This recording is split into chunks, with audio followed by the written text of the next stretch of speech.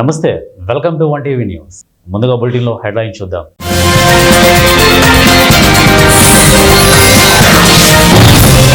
స్వదేశీ మేళాకు పట్టం కట్టండి, ఎన్డీఏ ఎంపీలకు మోదీ ఉద్బోధ.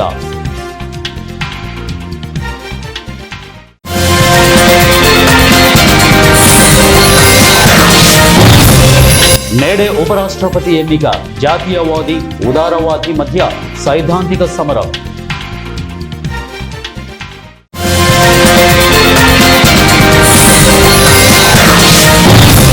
నేపాల్లో సోషల్ మీడియా బ్యాన్, చెలరేగిన ఆందోళనలు.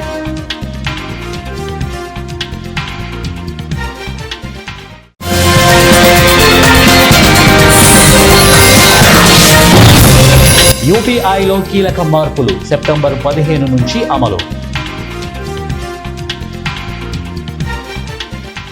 బులెటిన్లో డీటెయిల్స్ చూద్దాం. ఒకరు బాల్యం నుంచి హిందుత్వ భావజాలంతో ఎదిగిన జాతీయవాది అయితే మరొకరు సోషలిస్టు భావాజాలాన్ని పుణికిపుచ్చుకున్న ఉదారవాది. ఉపరాష్ట్రపతి పదవికి మంగళవారం జరిగే ఎన్నికల్లో ఎన్డీఏ కూటమి తరపున సిపి రాధాకృష్ణన్, ఇండి కూటమి తరపున జస్టిస్ సుదర్శన్ రెడ్డిల మధ్య జరుగుతున్న పోటీ గతంలో ఎన్నడూ లేని విధంగా సైద్ధాంతిక సమరాన్ని తలపిస్తోంది. 2 సార్లు లోకసభకు ఎన్నికై మహారాష్ట్ర గవర్నర్గా ఉన్న అత్యంత వివాదరహితుడు సిపి రాధాకృష్ణన్. దాదాపు 2 దశాబ్దాల పాటు హైకోర్టు, సుప్రీంకోర్టులో న్యాయమూర్తిగా పలు చారిత్రాత్మక తీర్పులు వెలువరించిన జస్టిస్ సుదర్శన్ రెడ్డిలలో ఎవరిని 2వ రాజ్యాంగ ఉన్నత పదవి అయిన ఉపరాష్ట్రపతి పదవికి ఉభయ సభల పార్లమెంటు సభ్యులు ఎన్నుకుంటారో అన్నది మంగళవారం సాయంత్రానికి తేలనుంది. సంఖ్యాబలం రీత్యా చూస్తే ఎన్డీఏ అభ్యర్థి మెజారిటీ ఓట్లతో నెగ్గే అవకాశాలు స్పష్టంగా కనిపిస్తున్నాయి. ఇరు వర్గాలు ఈ ఎన్నికల్లో సాధ్యమైనన్ని ఎక్కువ ఓట్లు సాధించేందుకు సాయశక్తులా కృషి చేస్తున్నాయి. నేపాల్ ప్రభుత్వం ఇటీవల Facebook, Instagram, WhatsApp, YouTube, Snapchat తదితర 26 సోషల్ మీడియా ప్లాట్ఫామ్లను నిషేధించాలని తీసుకున్న నిర్ణయానికి వ్యతిరేకంగా జనరేషన్ జెడ్ నిరసనకారులు రోడ్లపైకి వచ్చి ఆందోళనకు దిగారు. దీంతో ముందు జాగ్రత్త చర్యగా కాఠ్మండు జిల్లా పరిపాలన సోమవారం న్యూ బనేశ్వర్ చుట్టుపక్కల ప్రాంతాలలో కర్ఫ్యూ విధించింది. నిరసనలో పాల్గొన్న వేలాది మంది యువకులు వీధుల్లోకి రావడంతో ఉద్రిక్త వాతావరణం నెలకొంది. నిరసనకారులు నిషేధిత ప్రాంతంలోకి చొరబడడంతో పరిస్థితి మరింత దిగజారింది. దీంతో కాఠ్మండు చీఫ్ డిస్ట్రిక్ట్ ఆఫీసర్ ఛాబీలాల్ రీజల్ సోమవారం మధ్యాహ్నం 12:30 నుండి రాత్రి 10 గంటల వరకు కర్ఫ్యూ విధిస్తూ ఉత్తర్వులు జారీ చేశారు. National payments corporation of India digital చెల్లింపులకు సంబంధించిన ఎంపిక చేసిన వర్గాలకు యూనిఫైడ్ పేమెంట్స్ ఇంటర్ఫేస్ లావాదేవీ పరిమితులను పెంచింది. దీంతో వినియోగదారులు, వ్యాపారులు ఎక్కువ లావాదేవీలు చేసుకోవడానికి అవకాశం లభించింది. కొత్త పరిమితులు 2025 సెప్టెంబర్ 15 నుంచి అమల్లోకి వస్తాయి. జర్లు, వ్యాపార చెల్లింపులకు ఇది వర్తిస్తుంది. కాగా ఒక వ్యక్తి నుంచి మరో వ్యక్తికి జరిగే లావాదేవీలలో ఎటువంటి మార్పు లేదు. స్నేహితుడు, శత్రువు అనే భేదం లేకుండా అమెరికా ప్రభుత్వం అందరిపై సుంకాలతో బాధేస్తున్న వేళ ప్రధాని మోదీ స్వదేశీ రాగం అందుకున్నారు. విదేశీ వస్తువులపై మోజు తగ్గించుకొని స్వదేశీ వస్తువులకు పట్టం కట్టాలని పిలుపునిచ్చారు. ఢిల్లీలో సోమవారం ఎన్డీఏ కూటమి ఎంపీలతో సమావేశంలో పలు అంశాలపై ప్రధాని మాట్లాడారు.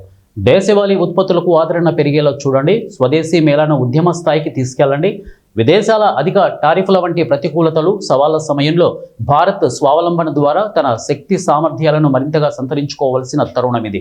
మేడ్ ఇన్ ఇండియా ఉత్పత్తులను ప్రోత్సహించండి. జీఎస్టీ రేట్లు భారీగా తగ్గిన చక్కటి తరుణంలో స్వదేశీ వస్తువుల గొప్పతనాన్ని జనాన్ని తెలిసేలా చేయండి. ముఖ్యంగా నవరాత్రి, దీపావళి వంటి పండుగల సీజన్లో మీ నియోజకవర్గాల్లో ప్రజలతో, వ్యాపారులతో సమావేశాలు ఏర్పాటు చేసి తగ్గిన జీఎస్టీ రేట్ల ప్రయోజనాలను వివరించండి అని మోదీ అన్నారు. జనసేన పార్టీ అధినేత, ఉప ముఖ్యమంత్రి కొణిదెల పవన్ కళ్యాణ్ ఆశయ సాధనకు పనిచేస్తామని కర్నూలు జిల్లా ఆస్పరి మండలం జనసేన నాయకులు బిల్లేకల్లు శ్రీనివాసులు అన్నారు. ఆస్పరి మండలం బిల్లేకల్లు గ్రామానికి చెందిన నిరుపేద లక్ష్మీదేవి కుటుంబానికి జనసేన పార్టీ నాయకులు బిల్లేకల్లు శ్రీనివాసులు 5,000 రూపాయలు నిత్యావసర సరుకులు పంపిణీ చేశారు. ఈ సందర్భంగా మాట్లాడుతూ గడిచిన 6 నెలల క్రితం లక్ష్మీదేవి కుమారుడు అరవింద్ అగ్ని ప్రమాదంలో గాయపడ్డాడు. లక్ష్మీదేవి కుటుంబం ఆర్థికంగా చాలా ఇబ్బందులలో ఉందని, తన కుమారుడి ఆసుపత్రి ఖర్చులు కూడా భరించలేని పరిస్థితులలో ఉందన్నారు. జనసేన పార్టీ అధినేత కొణిదెల పవన్ కళ్యాణ్ సేవా స్ఫూర్తితో లక్ష్మీదేవి కుటుంబానికి ఆర్థిక సహాయం అందించినట్టు తెలిపారు. ఇలాంటి వాళ్ళని గుర్తించి సేవ చేయాలని తపన పవన్ కళ్యాణ్ మాకు ఇన్స్పిరేషన్. మరి ఈరోజు మరి ఆమెకి ఒక 6 నెలలు అయింది. బాలుడికి మరి మంట అగ్ని ప్రమాదం జరిగి పెట్రోల్ కొంచెం జరిగి పిల్లలు ఆడుకుని మరి ఈరోజు ఈ బిల్లేకల గ్రామంలో మరి నిరుపేద కుటుంబానికి ఆర్థికంగా సాయంగా 5,000 రూపాయలు చిన్న నిత్యావసర సరుకు, నెల సరుకులు మరి అందించడం జరిగింది. మరి ఈమెకి మరి ఫ్యామిలీ చాలా పూర్ ఫ్యామిలీ. మరి పవన్ కళ్యాణ్ గారి నారా చంద్రబాబు నాయుడుకి నారా లోకేష్ గారు మరి వాళ్ళ వీడియో ద్వారా కూడా తెలియజేస్తున్నా. మరి వీళ్ళు P4 పథకము దాతలు వచ్చి మరి ముందుకి మరి వీళ్ళకి దాతగా రావాలని కోరుచున్నాము. మరి ఆదుకోవాలి వీళ్ళ కుటుంబాన్ని. వీరు కుటుంబంలో ఉన్నారు, వీళ్ళకి అసలు పరిస్థితి రేషన్ కార్డు లేదు, పింఛన్ లేదు, భర్త చనిపోయినాడు, భూమి లేదు, ఏమీ లేదు. పిల్లోడు కూడా అనారోగ్యంగా 8 నెలలు ఏమి పిల్లోని కాసుకొని ఒక కూలీ లేదు, ఏమి లేదు. తెలంగాణ రాష్ట్రంలో కొంతమంది రాజకీయ నాయకులు తమ స్వార్థ రాజకీయాల కోసం గిరిజన బంజారా జాతుల మధ్య చిచ్చు పెట్టే ప్రయత్నం చేస్తున్నారని మాజీ ఎంపీ సీతారాం నాయక్ అన్నారు. ఈ మేరకు బంజారా ప్రతినిధులు తెలంగాణ రాష్ట్ర బీజేపీ అధ్యక్షులు ఎన్ రామచంద్రరావును తార్నాకలోని ఆయన నివాసంలో కలిసి వినతిపత్రం అందజేశారు. ఈ సందర్భంగా సీతారాం నాయక్ మాట్లాడుతూ 1956, 1976లో చేసిన చట్టం ప్రకారం బంజారాలను ఎస్టీ జాబితాలో చేర్చడం జరిగింది అన్నారు. తెలంగాణ రాష్ట్రంలో కాంగ్రెస్ పార్టీకి చెందిన కొంతమంది నాయకులు ఇటీవల బంజారాల పట్ల వివక్ష చూపించడం జరుగుతుందని, ఇది ఎంతవరకు సమంజసమని ప్రశ్నించారు. ఇప్పటికైనా కేంద్ర రాష్ట్ర ప్రభుత్వాలు గిరిజన బంజారాల సమస్యను జటిలం చేయకుండా సమస్యను పరిష్కరించే విధంగా చర్యలు తీసుకోవాలని కోరారు. ఇంకొక దగ్గర వేరు వేరు పేరుతో పిలువబడుతున్నారు. వీళ్ళు ఎక్కడ ఉన్నా ఒకే వేష భాష ఆచారాలు ఉన్నటువంటి వాళ్ళ మీద గత కొద్ది కాలంగా అంటే 2018 నుంచి వీళ్ళు లంబాడీలు కాదు, అసలు వీళ్ళు గిరిజనులు కాదు, వీళ్ళని గిరిజనుల నుంచి తొలగించాలని కొన్ని పిటిషన్స్ పడతా ఉన్నాయి. దాన్ని సంబంధించి మేము మొన్న కాంగ్రెస్ పార్టీకి సంబంధించినటువంటి నాయకులను కలిసాం. ఇది ఏ పార్టీకి సంబంధించింది కాదు, ఇక్కడ ఉన్నటువంటి వాళ్ళంతా రిటైర్డ్ ఉద్యోగులు, కొందరు పార్టీకి సంబంధించిన వాళ్ళం. మేమంతా మా అప్పీల్ వాళ్ళకి చేస్తూ ఉన్నాం. మొన్న కాంగ్రెస్కి ఇచ్చాం. ఇవాళ గౌరవ తెలంగాణ రాష్ట్ర భారతీయ జనతా పార్టీ అధ్యక్షులు రామచంద్రరావు గారిని కలిసి మా నివేదిక ఇచ్చాం. నివేదిక ఏంటిదంటే, ఈ దేశంలో 1956లోనే గిరిజనులుగా గుర్తించబడ్డటువంటి లంబాడి సుగాలీలను ఆంధ్రలో గుర్తించబడితే 1976లో తెలంగాణలో గుర్తించబడ్డారు. వీళ్ళు ఏ కారణాల చేత వీళ్ళను కాదంటున్నారు అనే దాని మీద మా దగ్గర ఉన్న సమాచారాన్ని ఇచ్చాం. కానీ నేను ప్రభుత్వం కోరేది ఏంటంటే, 1కి 4 సార్ల యాక్ట్ అయినటువంటిది, 1కి 4 సార్ల సుగాలీని లంబాడీలు బంజారాలు ఎస్టీల జాబితాలో చేర్చారు. ఒకటి 1956, రెండవది 1976, మూడవది 2003, ఫోర్త్ మొన్న రీఆర్గనైజేషన్ బిల్లులో కూడా 2 రాష్ట్రాల్లో కొనసాగినటువంటి కులాలు, ఆంధ్రప్రదేశ్లో కొనసాగిన కులాలు 2 ముస్లింలపై కూటమి ప్రభుత్వం కక్ష సాధింపు చర్యలకు పాల్పడుతోందని కర్నూలులో వైఎస్ఆర్ కాంగ్రెస్ పార్టీ మైనార్టీ నాయకులు మండిపడుతున్నారు. కర్నూలు కలెక్టరేట్ ఎదుట వైఎస్ఆర్ కాంగ్రెస్ పార్టీ ఆధ్వర్యంలో నిరసన వ్యక్తం చేశారు. ఇమాం, మౌజాన్లకు ప్రభుత్వం ఇవ్వవలసిన గౌరవ వేతనాలు పెండింగ్ పెట్టారని, టీడీపీ ప్రభుత్వం ఇమాంలకు నెలకు 10,000 రూపాయలు మరియు మౌజాన్లకు నెలకు 5,000 రూపాయలు గౌరవ వేతనం నిరంతరం చెల్లిస్తామని చెప్పి అమలు చేయడం లేదని ఆగ్రహం వ్యక్తం చేశారు. 11 నెలల గౌరవ వేతనాలు పెండింగ్లో ఉన్నాయని, గత వైఎస్ఆర్సీపీ ప్రభుత్వం ఎన్నికల ప్రకటనకు ముందు 2024 మార్చి వరకు ఉన్న గౌరవ వేతనాలను చెల్లించింది. కానీ ప్రస్తుత టీడీపీ కూటమి ప్రభుత్వం ఇప్పటి వరకు హామీ ఇచ్చిన వేతనాలు చెల్లించకపోవడం వల్ల ఇమాం, మౌజాన్లు తీవ్రమైన ఆర్థిక ఇబ్బందులు ఎదుర్కొంటున్నారని తెలిపారు. అర్జీ ఇవ్వడం జరిగింది. వీళ్ళకి గత 11 నెలల నుంచి ఇమాంలకు, మౌజాన్లకు అమౌంట్ రాకుంది, గౌరవ వేతనం రాకుంది. ఖచ్చితంగా వీళ్ళకి గౌరవ వేతనం ఇవ్వాలని టీడీపీ ప్రభుత్వము, కూటమి ప్రభుత్వానికి మేము డిమాండ్ చేస్తున్నాము. వీళ్ళకి చంద్రబాబు నాయుడుకి కానీ, టీడీపీ వాళ్ళకి కానీ, కూటమి ప్రభుత్వం కానీ ఎందుకు ఇంత చిన్న చూపు? ముస్లిమ్స్ అంటే సరిపోదు వీళ్ళకి. ఖచ్చితంగా మీరు ఈ ఇమాంలకి, మౌజాన్లకి ఖచ్చితంగా ఇవ్వాలని డిమాండ్ చేస్తున్నాం. నా పేరు టిఎండి ఫిరోజ్, మైనార్టీ డిస్ట్రిక్ట్ ప్రెసిడెంట్.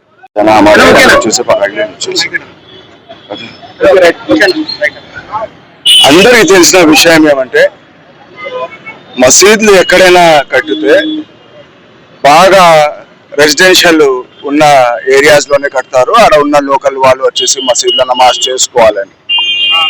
మసీదులకి ఎక్కడ కమర్షియల్ ఎస్టాబ్లిష్మెంట్ కానీ, ఏదైనా షాపులు కానీ, ఏదైనా ఇన్కమ్ సోర్సెస్ ఉండవు. మసీదు ఏదైనా నడుపుకోవాలా, దానికి కరెంటు బిల్లు కట్టుకోవాలా, మౌజంలకి, పేష్మాములకి జీతాలు ఇచ్చుకోవాలా, లేదా దానికి మెయింటెనెన్స్ చేయాలా, ఏదైనా ఉన్నా కూడా అక్కడ ఉన్న లోకల్స్ అందరు కలిసి ఏదైనా దానికి సహాయం చేస్తేనే మసీదులకి అది ఒకటే ఆదాయం. ఇవి అన్ని నిజాలు తెలుసుకొని అప్పట్లో మా ప్రభుత్వం వైఎస్ఆర్ కాంగ్రెస్ పార్టీ ప్రభుత్వం మా ప్రియతమైన నాయకుడు మాజీ ముఖ్యమంత్రి వర్యులు వైఎస్ జగన్మోహన్ రెడ్డి గారు ఈ బాధలన్నీ చూసి అప్పట్లోనే పేష్మాములకి మౌజములకి గౌరవ వితరణం ఇవ్వడం జరిగింది. అప్పట్లో మౌజంకి 3,000, పేష్మామికి 5,000 మేము డిపాజిట్ చేసి ఫిక్స్ చేసి ప్రతి నెల ఇచ్చేవాళ్ళు. ఎలక్షన్ నోటిఫికేషన్ రాకముందు మరి వాళ్ళకి ఇబ్బందులు అవుతుంది, వాళ్ళు పూర్తిగా దీని మీదే డిపెండబుల్ ఉన్నారు, వాళ్ళ కుటుంబాలు కూడా దీని మీదే ఉన్నారని ఒక 3 నెలలు అడ్వాన్స్గా మార్చ్ 2024 వరకు కూడా ఆ పేమెంట్ మా ప్రభుత్వం నుంచి చేయడం జరిగింది. మన దుర్భాగ్యం, కొత్త ప్రభుత్వం వచ్చింది, చంద్రబాబు నాయుడు గారు ముఖ్యమంత్రి అయినారు. నేను మోసంలకి పేష్మాములకి గౌరవ విత్తనం పెంచుతాను, పేష్మాములకి 10,000, మోసంలకి 5,000 ఇస్తానని మేనిఫెస్టోలో దాన్ని చూపించినారు. ఎన్నో ఆయన ఎలక్షన్ క్యాంపెయిన్స్ లో కూడా ఈ మాట ఓపెన్ గా ఆయన చెప్పడం కూడా జరిగింది. ఒక 3 నెలలు ఇచ్చినారు, మరి వక్ఫ్ నుంచి డబ్బులు రావాలా, పేమెంట్లు చేయాలా, మరి ఏదో మాటలు మాట్లాడి ఇంకా కొద్దిగా డిలే చేసుకుంటూ. ప్రకాశం జిల్లా ఖమ్మం మండలం దర్గా గ్రామంలో గాలి బ్రహ్మయ్య, గడ్డం వెంకట సాయి తేజ అలియాస్ రవి ఇద్దరు స్నేహితులు. వారిద్దరూ కలిసి తిరుగుతూ ఉండేవారు. ఇటీవల కాలంలో ముద్దాయి రవి అదే గ్రామంలో ఒక అమ్మాయిని ఇష్టపడగా ప్రేమించిన అమ్మాయికి తన గురించి బ్రహ్మయ్య చెడుగా చెప్పాడని, వారి ప్రేమకు చెడగొట్టినట్లు, అంతేకాకుండా గ్రామంలో తనపై చెడుగా ప్రచారం చేసి అవమానం పరిచినట్లు రవి తీవ్రంగా కలత చెందాడు. ఎంత చెప్పినా మృతుడు బ్రహ్మయ్య వినకపోవడంతో రవికి మనశ్శాంతి లేకుండా పోయింది. దీంతో బ్రహ్మయ్యపై కోపం తెచ్చుకొని హత్య చేయాలనే పథకం చేశాడు. బ్రహ్మయ్య బేస్తవారిపేట పరిధిలోని ఆట స్థలంలో ఉండగా హత్య చేయడానికి పన్నాగం వేశాడు. ముందుగానే కత్తిని సుమారు 15 రోజుల క్రితం ఆట స్థలంలో రాళ్ల కింద దాచిపెట్టాడు.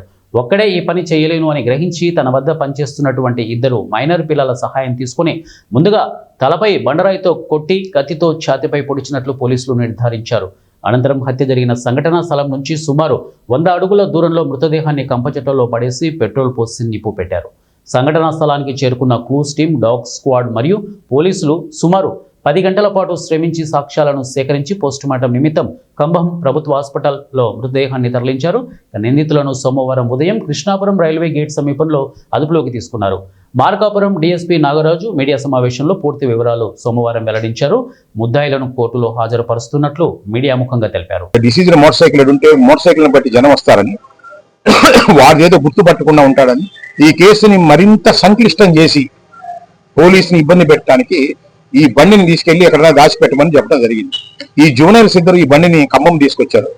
ఖమ్మం తీసుకొచ్చి మళ్ళా పొద్దున్నే శవం దొరికి ఐడెంటిఫై అయిందని రాగానే మళ్ళా వాడు నిద్రపోకుండా లేదు లేదు ఇది వాడు తాగే ప్లేస్ ఇంకోటి ఉంది ఓపెన్ ప్లేస్ అని చెప్పి మనం ఎప్పుడైతే మోటార్ సైకిల్ చూసామో ఈ పక్కన అక్కడ తీసుకుపోయి 6 గంటలప్పుడు బండి పెట్టి, సో సందర్భం కానీ సీన్ కానీ ఇక్కడ కాదు ఇక్కడ ఏదో జరిగింది అనేది ఒక క్రియేట్ చేయడం కోసం ఆ విధంగా తప్పుదారి పట్టించడం జరిగింది.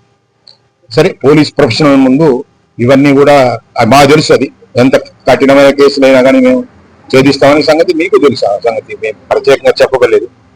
సో ఈ కేసులో ఈ ఫ్యాక్ట్స్ అన్ని బయటికి తీసుకొచ్చిన తర్వాత ఇంకా కూడా లోతైన ఫ్యాక్ట్స్ ఉన్నాయి దీంట్లో. ఎలా ముద్దాయి దొరికిపోయాడు మాకనే దానికి చాలా కారణాలు ఉన్నాయి. అవన్నీ కూడా నేను మీకు ఎక్స్ప్లెయిన్ చేయను, కానీ మేమంతా కూడా అసెప్లైన్ చేస్తుంటే దీనికి ప్యారలల్ గా ఒక కుట్ర జరిగింది. ఆ కుట్ర ఏంటంటే, ఏదైతే ఈ హత్య జరిగిందో ఇతను వైసీపీ కార్యకర్త, దాదాపు ఇతను కూడా చనిపోయిన అతను కూడా వైసీపీ సింపటైజరే, ఇతనే వేరే పార్టీ కూడా కాదు. కానీ గ్రామంలో దర్గా అనే గ్రామంలో ఉండే రాజకీయాలను అడ్డం పెట్టుకుంది. దీనిలో రాజకీయ కోణం ఉంది. దీంట్లో రాజకీయ కోణం ఉందని కేసుని తప్పుదారి పట్టించి పోలీసు మీద ఒత్తిడి పెట్టడానికి ఆ రోజు నుంచి కూడా ప్రయత్నం చేయడం జరిగింది. అది ఎంత దూరం ప్రయాణం చేసిందంటే, అక్కడ ఒక ప్రతిపక్ష నాయకుడు ఇంటి మీద పడి ఇల్లంతా పగలగొట్టి నువ్వే దొంగ అని చెప్పేసి నువ్వే అని చెప్పి అక్కడ వాళ్ళకి సంబంధించిన 2 వ్యక్తుల దగ్గర వాళ్ళు మోటార్ సైకిల్లో మొబైల్ని తీసుకొని వచ్చి ఆ మొబైల్ని సీన్ ఆఫ్ అఫెన్స్ లో దొరికింది. మేము ఇంతమందిని సీన్ లో దొరకని ఒక మొబైల్ సీన్ ఆఫ్ అఫెన్స్ లో పలానా ప్రతిపక్ష నాయకుడికి శ్రీకాకుళం జిల్లా పలాస రైల్వే స్టేషన్లో వేరువేరుగా గంజాయిని తరలిస్తుండగా కాశీబుగ్గ పోలీసులు పట్టుకున్నారు. కాశీబుగ్గ డీఎస్పీ వి వెంకటప్పారావు మాట్లాడుతూ నెల్లూరుకు చెందిన ఇద్దరు స్నేహితులు మరియు ఒరిస్సా జిల్లా పర్లాకిమిడికి చెందిన ఒకరు వేరువేరుగా 6.115 కేజీల గంజాయిని నెల్లూరుకి తీసుకెళ్లేందుకు రైల్వే స్టేషన్లో ఉండగా పోలీసుల చెకింగ్లో పట్టుకున్నట్లు చెప్పారు. అనుమానంతో అరెస్ట్ చేయడం జరిగింది.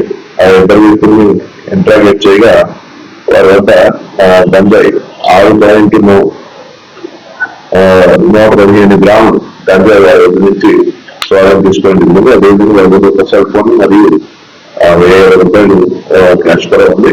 వారి ఇంట్రాగేషన్ లో మనకు వచ్చింది ఏంటంటే వారు అంతా ఇద్దరు కూడా నెల్లూరు గ్రామస్తులు, వీరు బండాపల్లి గ్రామస్తుడైన షేక్ గఫూర్ ఆయన నెల్లూరులో పట్టులో పనిచేస్తున్నప్పుడు పరిచయం మేరకు వారు గంజాయిని తీసుకుని వచ్చేటప్పుడు గాను గఫూర్ అని ఆయన పర్లాపల్లి నేటివ్ ప్లేస్ ఆయన వద్దకు ఆయనతో ఉన్న పరిచయాలు గతంలో పరిచయాలు మేరకు ఏంటంటే డైరెక్షన్ మేరకు ఏవైనా సయ్యద్ సుల్తాను. శ్రీకాకుళం జిల్లా కోటబొమ్మాలి నుండి ఒడిశా రాష్ట్రం భువనేశ్వర్కు ఐచరు వ్యాన్లో అక్రమంగా బియ్యం తరలిస్తుండగా శ్రీకాకుళం జిల్లా పలాస మండలం లక్ష్మీపురం జాతీయ రహదారిపై కాశీబుగ్గ పోలీసులు పట్టుకున్నారు. కోటబొమ్మాలి టెక్కలిలో సేకరించిన పీడీఎస్ బియ్యాన్ని ఒడిశా రాష్ట్రం భువనేశ్వర్ తరలిస్తున్నట్లు ముందస్తు సమాచారాన్ని అందుకున్న కాశీబుగ్గ పోలీసులు పలాస టోల్ ప్లాజా వద్ద మాటు వేసి పట్టుకున్నారు. అనంతరం రెవెన్యూ అధికారులకు పోలీసులు తెలియచేయగా పరీక్షించిన పలాస రెవెన్యూ అధికారి తిరుపతిరావు పట్టుబడ్డ బియ్యం పీడీఎస్ బియ్యమేనని సుమారు 10 టన్నుల పైబడి ఉండవచ్చని తెలియజేశారు. కేసు నమోదు చేసుకున్న పోలీసులు పీడీఎస్ బియ్యంతో పాటు పట్టుబడ్డ వాహనాన్ని సీజ్ చేసి పోలీస్ స్టేషన్కు తరలించారు. ఒక హెచ్డి వ్యాన్లో ఇంచుమించు 220 బ్యాగులు అంటే 1100 కేజీలు అనమాట మొత్తం. అది వాళ్ళు సీజ్ చేయడం జరిగింది వెహికల్తో పాటు. అది మాకు ఒప్పజెప్పి సిఎస్డిటీ అయిన నేను మా విఆర్ఓ గారికి అది హ్యాండ్ ఓవర్ చేసి ఉన్నారు. దానిపై 6A కేసు బుక్ చేసి అదనపు రిపోర్టు మేము పైకి జేసీ గారికి అందజేస్తాము. అలాగే సిఏ గారికి కూడా ఒక కాపీ ఈరోజు ఇప్పించే ఏర్పాటు చేస్తామండి. సార్ 1100 కేజీలు 11,000 కేజీలు 11,000 కేజీలు 11,000 అది ఎన్ని క్వింటల్ లెక్క ఎంత వస్తుంది? 10 క్వింటాలు చిల్లర ఉంటుంది. సార్ మీ దీంట్లో అవి ఏమని వచ్చే బయట బిల్లు చూపెట్టి నార్మల్ రైస్ అని అంటున్నాడు కదా, ఏంటిది? నార్మల్ రైస్ అయితే కాదు, పీడిఎస్ఏ. అది కూడా ఎంఎల్ఎస్ ఇన్ఛార్జ్ ఇక్కడికి మాకు స్టేట్ ఎంఎల్ఎస్ దీనికి పంపించి డీడీ తీసి పంపించి అది పీడిఎస్ కాదని నిర్ధారణ అవుతుంది. కానీ మా నిర్ధారణలో పీడిఎస్ రైస్ అది. సార్ టోటల్గా ఎన్ని బ్యాగులు? 220. ఒక బ్యాగ్ ఎన్ని కేజీలు ఉంటాయి సార్? రాష్ట్రంలో అమరావతి రాజధాని నిర్మాణం, పోలవరం ప్రాజెక్టు వంటి నిర్మాణాలను ముందుకు కొనసాగిస్తూ రాష్ట్రాన్ని అభివృద్ధి పదంలో తీసుకువెళ్తున్న ముఖ్యమంత్రి నారా చంద్రబాబు విజనరీ పట్ల రాష్ట్ర ప్రజలందరికీ నమ్మకం ఉందని, ప్రభుత్వ మెడికల్ కళాశాలను ప్రైవేటు పరం చేస్తున్నారంటూ వైసీపీ చేస్తున్న ఫేక్ ప్రచారాలను ప్రజలు పట్టించుకోవట్లేదని ఏలూరు ఎమ్మెల్యే బడేటి చంటి తెలిపారు. పీపీపీ విధానం అనేది ప్రస్తుత రోజుల్లో కాలేజీ పిల్లలకు సైతం అవగాహన ఉందని, అటువంటి అంశాల్లో అసత్య ప్రచారాలు చేస్తూ జగన్ రోజురోజుకి దిగజారిపోతున్నారని ఎమ్మెల్యే బడేటి చంటి అన్నారు. రాష్ట్రంలో 10 మెడికల్ కళాశాలలను పీపీపీ విధానంలో నిర్మాణం చేపట్టడానికి కూటమి ప్రభుత్వం ముందడుగు వేస్తే వాటిపై వైసీపీ అసత్య ప్రచారాలు చేస్తోందని అన్నారు. ఏలూరుకి సంబంధించి కూడా కాలేజీ ఒక కాంప్లెక్సే కట్టారు. అది కూడా సెప్టెంబర్ 1 నాటికి ఓపెన్ చేయవలసినప్పటికీ కూడా సకల సదుపాయాలు లేవు. ఆ రోజున మేము ప్రతిపక్షంలో ఉన్నప్పుడు దీనికి సదుపాయాలు లేకుండా ఏ విధంగా ఓపెన్ చేస్తారని చెప్పి మేము కూడా ఆ కాలేజీని మరి ఓపెన్ చేసేటప్పుడు మరి అంటే పిల్లలకి ఇబ్బంది జరగకూడదు స్టూడెంట్స్ అన్న ఉద్దేశంతో మరి యాజిటేషన్ చేయలేదు. కానీ అరకొర సేవలతోనే ఆ రోజున ఓపెన్ చేయడం జరిగింది. మేము వచ్చిన తర్వాత మరి ఏదైతే విద్యార్థులకు ఇబ్బంది జరగకూడదన్న ఉద్దేశంతో ఆ బిల్డింగ్కి సంబంధించిన రమారమి 50 కోట్ల రూపాయల దాకా ఏదైతే వాళ్ళు బిల్లు పేమెంట్ చేయలేదో ఆ బిల్లు పేమెంట్ చేస్తేనే కానీ ఆయన కంప్లీట్ చేయడం జరగలేదు. అలాగే నెక్స్ట్ బిల్డింగ్ కట్టాలి అని అంటే వాళ్ళు స్థలం చూపించలేదు. అలాగే హాస్టల్ కట్టాలంటే పీజీ విద్యార్థులకి వాళ్ళకి హాస్టల్ కూడా చూపించట్లేదు. దానికి సంబంధించి మరి ఎకరం 55 సెంట్లు ఒక చోటన, ఎకరం 12 సెంట్లు ఒక చోటన రెండు కూడా ఇమీడియట్గా డిఎంఈ గారిని కూడా ఇక్కడికి పిలిపించి ఇక్కడ కలెక్టర్ గారి ఆధ్వర్యంలో నేను కూడా వెళ్ళి అక్కడ ఆ సైట్లు చూసి హాస్పిటల్లోనే మీటింగ్ పెట్టి ఆ రెండు కూడా యుద్ధ ప్రాతిపదికన చేయబట్టి ఈ రోజున మరి 150 మంది మళ్ళీ సెప్టెంబర్లో 150 మంది ఉండటానికి 3 బిల్డింగులు కూడా మరి అన్నీ కూడా 2 బిల్డింగులు పూర్తిగా కంప్లీట్ అయినాయి. ఏదైతే బేస్మెంట్ చోటన ఏదైతే వేశారో అక్కడ కూడా 150 మంది కూడా విద్యార్థులు చదువుకోవడానికి ఏ ఇబ్బంది లేకుండా ఉండటం జరిగింది. అలాగే రేపు రాబోయే రోజుల్లో ఆ బిల్డింగ్ కంప్లీట్ అయిపోతే సకల సదుపాయాలతో అప్పుడు కంప్లీట్ అవుతుంది. అది కూడా అందులో కంప్లీట్ అయినవి కూడా మేము ప్రభుత్వం వచ్చిన తర్వాత చేస్తే, అలాగే మా దగ్గరే కాదు ఏలూరు మిగతా. శ్రీకాకుళం జిల్లా పలాస సూర్యతేజ జూనియర్ కాలేజీ విద్యార్థులకు శక్తి యాప్ ఆవశ్యకత గురించి, యాంటీ ర్యాగింగ్ కోసం యాంటీ డ్రగ్స్ రోడ్ సేఫ్టీపై కాశీబుగ్గ సిఐ పి సూర్యనారాయణ అవగాహన కల్పించారు. ఇక విద్యార్థులతో చర్చా వేదికలో కాశీబుగ్గ సిఐ పి సూర్యనారాయణ మాట్లాడారు. ఈ కార్యక్రమంలో శ్రీకాకుళం జిల్లా శక్తి టీం కూడా పాల్గొన్నారు.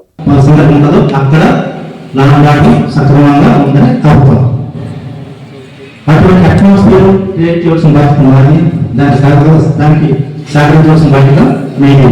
కాబట్టి మీరంతా కూడా మీ యొక్క చట్టాన్ని విడుదల చేసుకుంటూ మీరు చేయాలి. ఇది మీ క్వశ్చన్. నెక్స్ట్ బాయ్స్ ఎస్పెషల్లీ మీ వర్క్ వస్తే మీది కూడా సేమ్ ఏజ్ గ్రూప్ కాబట్టి మీలో చాలా మందికి ఇన్ఫ్లుయెన్స్ జ్ఞానం ఉంటుంది. ఏది మంచి ఏది తెలియదు కానీ సేమ్ అప్లికేబుల్ అవుతుంది. వాళ్ళు బిలో 18 years వాళ్ళకి ఏదైతే అప్లికేబుల్ అవుతుందో బిలో 18 years మీకు కూడా అప్లికేబుల్ అవుతుంది. కానీ వాళ్ళకి మీకు వచ్చినసరికి వాళ్ళకే ట్రై చేయాలి. నేను చెప్పాను కదా, వాళ్ళే 15 మేకర్స్ గతమైన చట్టం చేసింది కాబట్టి ఈ 3 రోజులు వస్తే మీకు ఎక్కువ సోషల్ మీడియాలో యాక్టివ్ ఉన్నారు. సోషల్ మీడియాలో నాకు బులెటిన్ ముగించే ముందు హెడ్లైన్స్ మరొకసారి.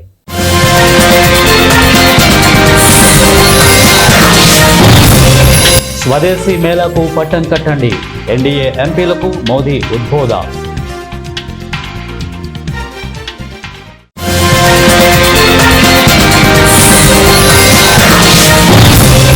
నేడే ఉపరాష్ట్రపతి ఎన్నిక, జాతీయవాది ఉదారవాది మధ్య సైద్ధాంతిక సమరం.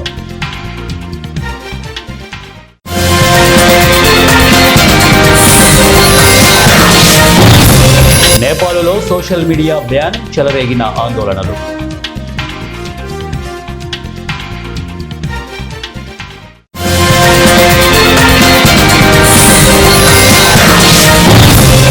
యూపీఐలో కీలక మార్పులు, సెప్టెంబర్ 15 నుంచి అమలు.